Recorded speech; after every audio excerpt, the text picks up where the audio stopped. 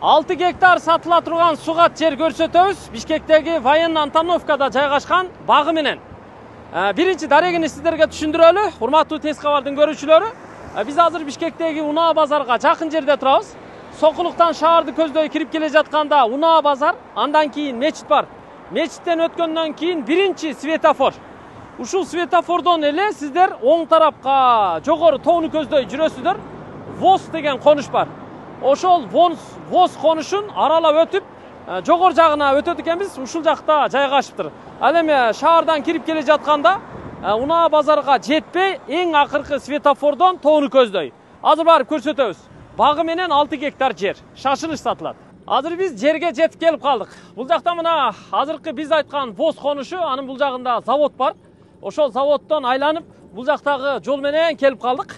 Мына жердин кире бериши, дарбазасы ушул жерде. Мына лоток бар экен, лотоктун үстү жагы болуп калат. Мына бир бурулуп караңыздар. Ушул бак, алма бак бар экен, малина бар экен. Бул жерде жүгөрү эгилиптир. Жогор жагында ушу 1 гектардай беде эгилиптир. Өрүк бар экен. Алма бактын ортосунда алмурут бар экен. Бир катар негизи жетимиштей өрүк дагы эгилиптир бул жерге. Мына бул жерде турган малинаны караңыздар. Мына бул малина өзү 40 сотук экен. Азыр кызарып бышып калыптыр. Негизи малина ушул чөлкөмгө, жогор жагы кызылтуу, күнтууларга аябай жакшы болот. Бул жагы болсо мына быйылкы жылы жүгөрү эгиптир. Бул жүгөрү ылдыйдан кире бериш жерден баштап башына чейин 1 гектар 40 сотук экен да. 1 гектар 40 сотук. Ал эми малинанын болсо мына жогор жактарына атайын стойкаларды отургузуп, зымдарды тартып коюптур. Муну дагы ошо бышкан учурда сатса түзүк эле акча чыкса керек. Азыр биз мына портер менен эле түз жогору чыктык. Машина кирет экен. Жалпы 6 гектар жер. Ушул бакты, ушул жерди $100,000 тоголок сатууга коюп жатат да. $100,000. Бул жагы мына жүгөрү келип, мына жерден бери карап жогоруга чейин кетет экен. Анан жүгөрү эгилген жердин узундугу 500 метр экен. До конца аягына чейин. Могул жерге көрүп турасыздар. Будай, арпа эгилген экен эле. Будай, арпа эгилген экен. Мына бул бактын жогор жагы көрдүңүздөрбү? Арасында башка дагы дарактар бар экен. Чекелеринде бул жаңгактардан бери эгип коюптур. Бул жактар мына тосуп чыккан сетка тосмо менен. Сетка тосмодон нар жагы кошунаныкы, бул жагы ошо жер ээсиники да. Анан бул жерде болсо атайын сугарганга бассейн жасап коюптур. Канча бир куб суу ушул жерде сакталат экен. Жогор жактан суу келип. Анан бул жака насос менен негизи тартып алат экен да. Ушул жер көрүп алдыңыздар, мына машинада жүрүп эле сиздерге кандай болсо ошондой болгондой көрсөттүк да. Бул жакта эми бак көрүп турасыздар. Бакта алманын саны 1000 түп. Негизи 1200 түп эккен экен. Азыр эми арасынан мындай куурагандары болуп, анча-анчасын алып салыптыр. 1000 түп алма бар экен. Слава деген сорту. Анан ортосунда ушу бир катар голден дагы бар дейт. Жакшы эле пишип калыптыр. Августтун аяктарына барып, анан ушу күздүн башталыштарында бышат экен, үзүп сатат экен да. Бул жагында өрүк бар экен.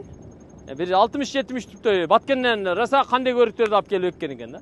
Нар жагы 40 сотук малина, 1 гектар 40 сотук бул жүгөрү болуп калат. Жүгөрү эми ылдыйдан баштап мына көрүп турасыздар, до конца аягына чейин 500 метр да. Көрдүңүздөр, мына бассейндин жогор жагында дагы не эгилген? Бул жерде бедеби бир нерсе бар экен. Азырынча чөп басып эле турат. Бул жерде болсо бассейн.